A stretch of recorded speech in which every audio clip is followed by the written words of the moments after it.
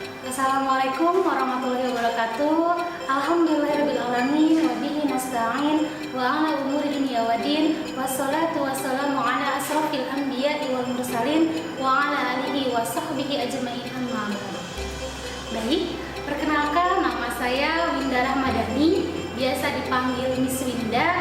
Saya mengajar bimbingan dan konseling, yang dimana nantinya akan mendampingi kalian semua dalam mengentaskan permasalahan baik di bidang pribadi, belajar, karir, dan sosial. Oke, baik, kali ini saya akan sedikit membahas mengenai perkembangan remaja. Menurut Lerner dan Hals menyatakan bahwa istilah perkembangan sering diperdebatkan dalam sains. Walaupun demikian, terdapat konsensus bahwa yang dimaksudkan dengan perkembangan adalah perubahan. Namun, tidak semua perubahan adalah perkembangan. Perubahan yang bersifat acak, tidak bersistem, atau tidak terorganisasi bukanlah perkembangan.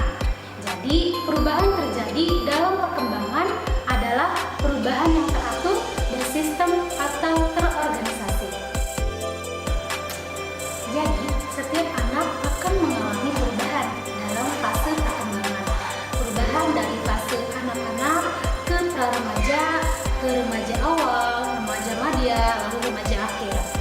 Nah, usia remaja adalah di mana memasuki masa transisi atau masa peralihan, yang dimana nantinya akan banyak sekali mengalami perubahan, baik perubahan secara pribadi maupun perubahan secara sosial. Karena remaja ini memasuki masa peralihan atau masa transisi, maka banyak sekali perubahannya. Nah, ada perubahan secara fisik, ada perubahan secara biologis, mental, emosi, dan psikososial.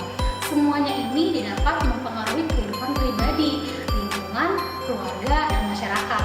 Jadi, pada masa remaja ini akan banyak sekali perubahan-perubahan yang memang nantinya tidak terduga. Misalnya, perubahan dalam berkomunikasi dengan teman sebaya, terus perubahan nanti akan adanya hubungan yang rentan dengan orang tua atau hubungan yang semakin dekat dengan orang tua. Nah, di masa remaja ini adalah masa-masa banyaknya sekali perubahan yang akan dialami dari setiap individu. Oke, karena tadi kita sudah membahas bagaimana masa perubahan remaja. Nah, di sini saya akan bahas juga mengenai ciri-ciri remaja. Nah, ciri-ciri remaja yang pertama yaitu adanya peningkatan emosional yang terjadi secara cepat. Nah, terus yang kedua, adanya perubahan yang cepat secara fisik yang juga disertai dengan kematangan seksual. Yang ketiga, adanya perubahan dalam hal menarik bagi dirinya dan hubungan dengan orang lain. Sudah mulai bisa mengungkapkan perasaannya terhadap lawan jenis ya. Terus selanjutnya, perubahan nilai, di mana apa yang mereka anggap penting pada masa anak-anak menjadi kurang penting karena sudah mendekati dewasa. Jadi gini, perubahan nilai ini dimaksud adalah pada usia anak-anak mereka menganggap sesuatu hal itu sangat penting, tapi ketika memasuki remaja, kayaknya itu tuh nggak penting gitu loh. Sudah nggak penting lagi bagi mereka dan mereka merasa sudah bisa dan sudah mampu gitu.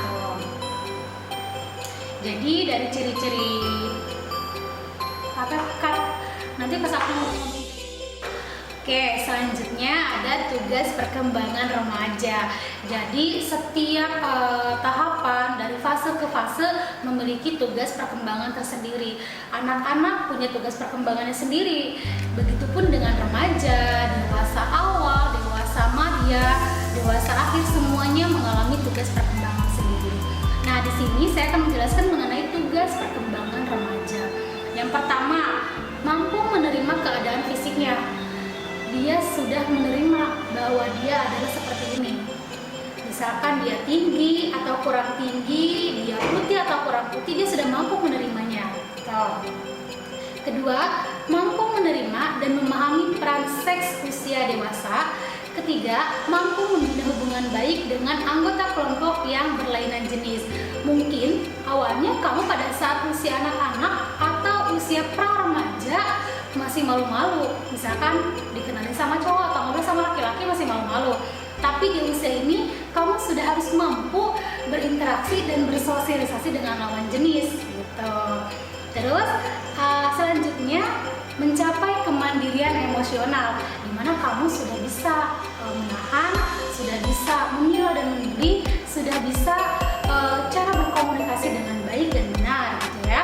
Terus selanjutnya mengembangkan konsep dan keterampilan intelektual yang sangat diperlukan untuk melakukan peran sebagai anggota masyarakat. Terus selanjutnya memahami dan menginternalisasikan nilai-nilai orang dewasa dan orang tua. Jadi kamu sudah paham makna atau penyampaian dari orang tua dan teman-teman kamu, atau ketika di sekolah kamu mampu memahami penyampaian dari guru kamu ketika mengajar di kelas.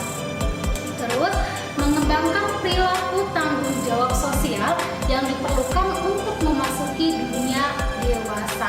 Jadi pada usia ini kamu dituntut untuk bisa bagaimana caranya kamu bisa bertanggung jawab terhadap diri kamu sendiri, teman-teman, atau lingkungan masyarakat, lingkungan sekolah, dimanapun kamu berada. Jadi minimal kamu dapat bertanggung jawab terhadap apa yang kamu miliki. Terus selanjutnya mempersiapkan diri untuk memasuki perkawinan, dalam arti memasuki jenjang yang lebih dewasa lagi gitu kan. Terus memahami dan mempersiapkan berbagai tanggung jawab kehidupan keluarga.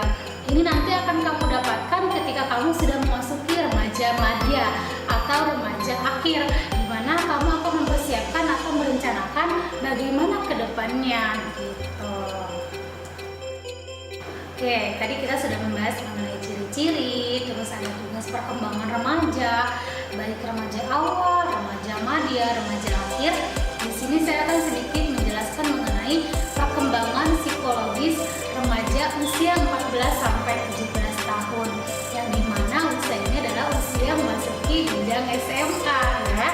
Nah, pertama untuk perkembangan psikologis emosi remaja di usia 14 hingga 17 tahun, yaitu memperlihatkan kemandirian pada orang tua, menghabiskan waktu yang lebih sedikit dengan orang tua. Nanti jangan kaget, kamu pasti akan lebih banyak menghabiskan waktu dengan teman-teman kamu, atau dengan kekasih kamu, atau dengan hal-hal yang memang hal-hal yang baru yang membuat kamu senang, sehingga waktu dengan orang tua lebih sedikit gitu. Terus yang kedua, mulai menunjukkan ketertarikan pada lawan jenis. Kamu mulai suka sama, misalnya mulai tertarik dengan lawan jenis, atau mulai mampu mengungkapkan, atau mampu mulai menjalani hubungan dengan lawan jenis. Nah itu ya. Terus yang ketiga, mempunyai kepedulian serta perhatian pada keluarga, teman, dan lawan jenis. Jadi pada fase ini kamu sudah mampu meningkatkan rasa empati yang mungkin pada awalnya kamu masih biasa saja, masih cuek gitu kan. Nah pada fase ini kamu dituntut atau secara tidak sadar akan mengalami perubahan. Nah perubahannya itu kamu mulai meningkatkan rasa empati pada diri kamu gitu kan. Ada teman yang sakit atau ada teman mungkin yang sedang kesulitan, kamu mulai adanya rasa peduli terhadap mereka gitu kan. Terus yang terakhir, adanya perubahan suasana hati yang tidak menentu. Ya betul, untuk usia kalian masa remaja awal itu kondisi atau suasana hati mengalami banyak gejolak-gejolak atau banyaknya perubahan gitu kan. Emosi itu seperti cepat sekali berubah, dari tadinya senang bisa langsung sedih, dari tadinya sedih bisa langsung marah, dan itu tanpa kalian sadari gitu. Nah saya harapkan nanti kedepannya bisa mengelola emosi dengan baik gitu ya. Oke baik, tadi kita sudah membahas mengenai perkembangan psikologis ya. Nah sekarang perkembangan fisik pada usia remaja, yaitu yang dimaksud dengan perkembangan fisik adalah perubahan-perubahan pada tubuh, otak, kapasitas sensoris, dan keterampilan motorik. Nah perubahan pada tubuh ditandai dengan perubahan tinggi dan berat badan, perubahan dalam proporsi tubuh, dan perubahan pubertas.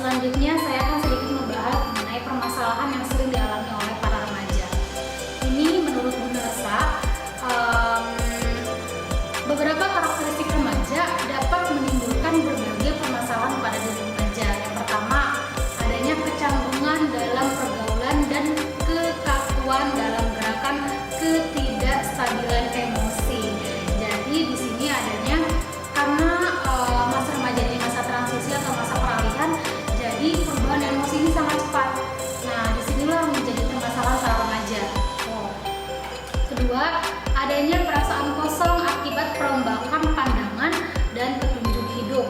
Ketiga, adanya sikap menentang dan menantang orang tua. Pertentangan di dalam dirinya sering menjadi pangkal penyebab pertentangan dengan orang tua. Jadi permasalahan remaja saat ini biasanya, kenapa sih kok remaja ini banyak